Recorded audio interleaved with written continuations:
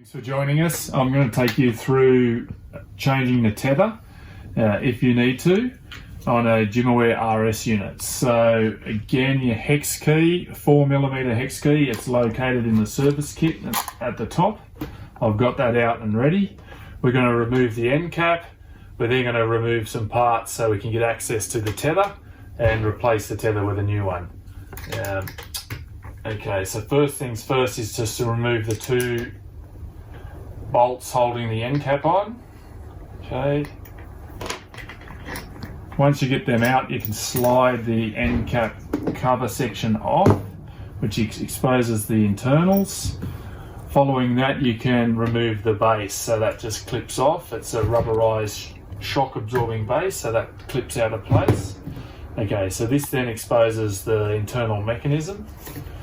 We've also got the angle sensor here. I'm just going to pull that out and place it to the side while I work on it. We'll leave the battery in place. Okay, so I'm just going to unwind the tether now. This one didn't have an issue, but we're just going to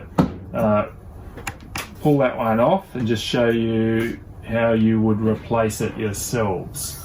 Okay, so grab a, the main tool you'll need is a Phillips head screwdriver. So first things first is to undo the center screw here, okay, and remove the washer and that. The next thing is there's two black screws, so you undo both of those. Okay, so this will take the end of the spool off, so that'll come free. Exposes that, and then this is where the tether fits in place, so it holds itself. So we can remove the old tether. Then we need to take the new tether that you've been shipped. Take that out of the bag. Carefully unravel it. We don't want to get any knots in it, so we'll drop it down and just work our way along and make sure from one end and make sure we don't get a knot. Okay, so then the next thing is we take the cover, and there's a groove through one of the holes that hold it down where the knot and the loop in the end sits. So we place it in there. Okay, we take one of these black Phillips head screws, we push it through and then just make sure that the loop goes around the screw. Once we've done that, we align the cover and that screw on the spool so it lines up with the hole. There's actually a slot in the edge here, so that slot the string needs to come out through. Okay, and that should give us a position to align this to screw it all back down and put it into place. So I'm going to screw that down.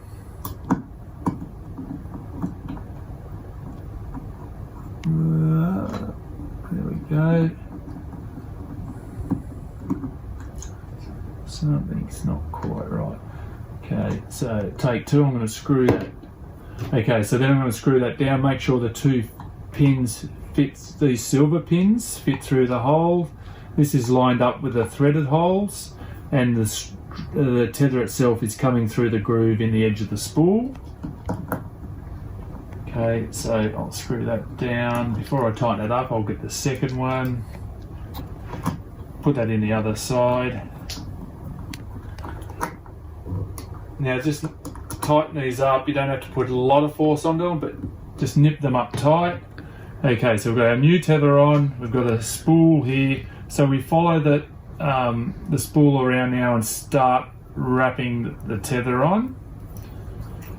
Okay. So I'm going around in a clockwise direction. And it doesn't matter if it laps over itself.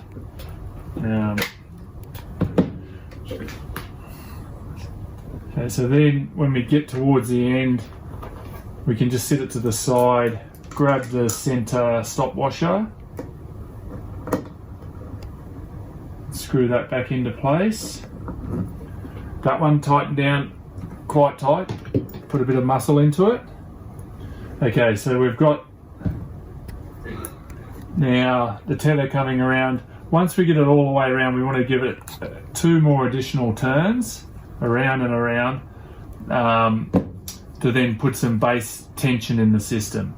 Okay, so it's all overlapped here, that's not a problem. I'm going to feed it out, hold it with my fingers on the housing, grip it each time so it doesn't return in, bring it all the way out, and then let it slowly just wrap in, and it'll spool itself nicely and tidily on the spool there. Take our angle sensor, place it down in its locating hole, then get the cord around the bottom pin and through these 2 pins. Okay, and now that's ready for the end cap to be assembled. Just align it correctly, clip it into place, return the 2 screws. Before you do it up, you can just make sure it all feels like it's running nice and smoothly. If it feels a little bit slack here, you can take the end off and put 1 more wrap around the spool, but that feels good to me. I'm right to go, so I'm going to wind those in. So you get your end cap on, and then the last thing to do is clip the base on. So we've got those tightened up.